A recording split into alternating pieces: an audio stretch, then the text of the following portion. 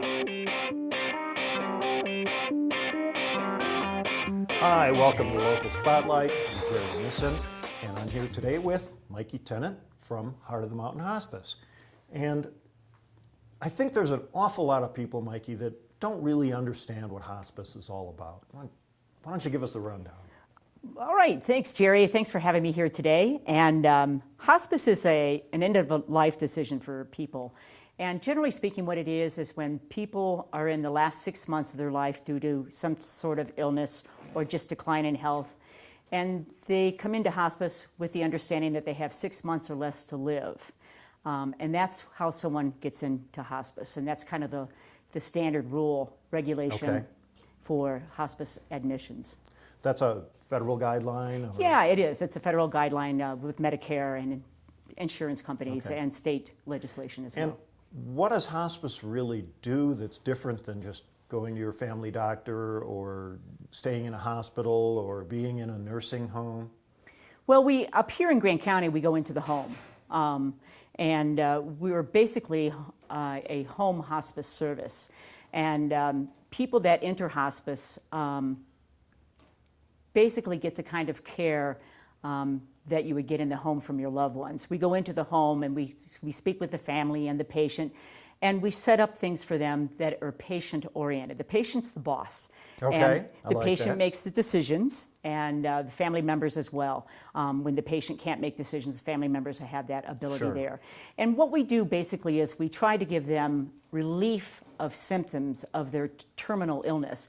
And that can be from pain, from anxiety, nausea. I mean, any of the things that are needed to relieve the symptoms of their terminal illness and make their life much more comfortable entering our last stage of existence here. So we try to make it so that the patient can live to the fullest by eliminating some of the symptoms that cause them pain and discomfort and the inability to function in every day. So what we come in and try to do is eliminate those so that they can live more freely and live the best of their ability in their last days. So what I'm hearing is sometimes trying to cure someone of a disease makes people miserable. That if it's chemotherapy or whatever, that if someone is beyond the point where a cure is a reasonable expectation, that you try and do everything you can to make the best of the time they've got? Exactly, yeah. And that's primarily what we're doing when the hope of cure is not really applicable in their situation. So we step in and we try to help them live with the symptoms that the disease is progressing with. And an interesting fact about hospice care is that when people do enter hospice, and they've done multiple studies in the nation and with this aspect. And what they found is people who enter hospice and get hospice care at the end of the life decision-making period, on average, live more than a month longer than people that don't. And some studies have actually even shown almost up to 3 months of life longer because they've entered hospice. And I think it's because of love and caring, and the way we come in and you give love and compassion and caring to people, and it does something magical to them and helps them live a much fuller life to the end. So when hospice is caring for someone, what are they really doing? What are you really doing that just a doctor wouldn't do, for example? I mean, I know you're a nurse. Yeah. But I guess probably spend more quality time with the patient, and actually in their home is a big factor. Involving all the entities of hospice in their care, which is nursing, one-on-one nursing. They'll have a nurse manager that handles their particular case, and that nurse is dedicated to them. We have licensed clinical social workers who can help adjust, things in their life to make it easier with all other aspects of their life when it comes to like finances, hospitalization, maybe their Medicare issues, stuff like that. They come in and they help to create a plan for that. Our physicians, our volunteer physicians, are available 24/7 for us to call if there's a need to have a discussion with them and some of the symptoms that are going on. So it's more attentive, I think, and I think that's what kind of makes it work a little bit better, is because we're actually in the home with them in their environment. And for whatever reason, there's something that happens there when you give that kind of compassion and caring. In that environment. In that environment, yes. It's just warmer, more comfortable. It's not Yeah, The and machines whizzing in the background and people Right. walking by in the hallway. Yeah, and all this. it's your own environment, and we all feel Yeah. better in our own environment. I mean, all of us feel better if we get out of the hospital and go home. I mean, that's just how it Absolutely. is, yeah. How'd you get into patient care in the first place?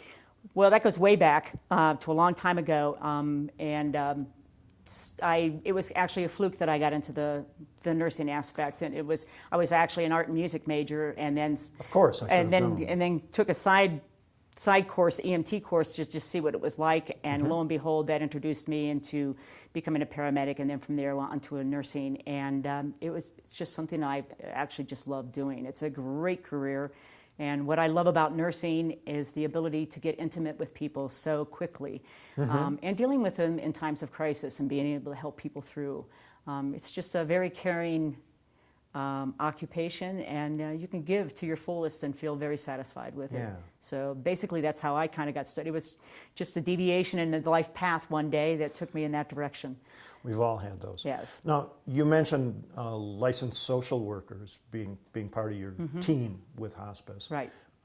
What do they do as part of this process, and what other sorts of people do you have on your team? Well, we have the licensed clinical social worker. Basically, she puts the big picture together for the patient and makes sure that, all the needs, not necessarily just the medical needs, but the social, psychosocial, other aspects that the patient needs. This is where this person's expertise comes into play and really helps us fulfill what the patient needs more so. We have, along with our licensed clinical social worker, we obviously have RNs that go into the home. We don't have LPNs or CNAs at this point in time, and that's because the volume that we deal with here in Grand County is much smaller. Of course. So RNs can give medications, can do a lot of things. So we're kind of a catch-all to kind of deal with a lot of the things going on there. We have 3 volunteer physicians in our county here that help us out a great deal. We have a volunteer pharmacist that helps us out. The licensed social worker has a volunteer for us. I mean, a lot of the people that are paid are the RN staff, and basically everyone else is volunteering that gives their time for this. Our board members are active. They meet once a month. They do a lot of fundraising for us. They help out in such a great way. And then we have our volunteers that are actually part of the hospice staff that go into the homes and deal with patients who are these wonderful people that give their own time and go into the homes, and very caring, very understanding group of people. Yeah, we'll talk more about the volunteers in a minute. This is Local Spotlight. I'm here today with Mikee Tennant from Heart of the Mountain Hospice. We'll be right back.